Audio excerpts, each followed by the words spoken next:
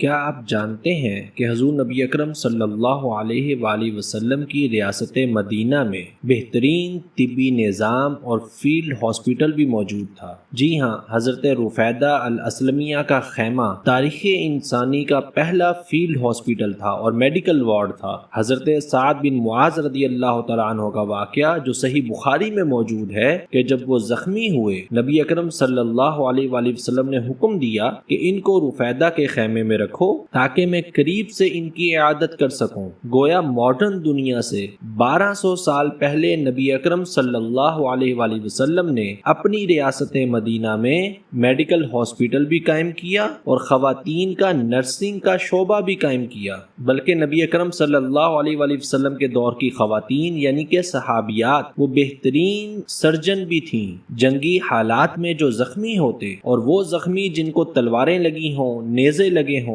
تیر لگے ہوں، ان کی مرہم پٹی اور ان کی سرجری خواتین کیا کرتی تھیں۔ اور دوسری طرف اگر ہم ماڈرن دنیا کو دیکھیں تو ماڈرن دنیا میں جدید نرسنگ کی بنیاد 1850 عیسوی کی دہائی میں رکھی گئی، جو نبی اکرم صلی اللہ علیہ وآلہ وسلم کی ریاست مدینہ سے تقریباً 1200 سال کے بعد ہے۔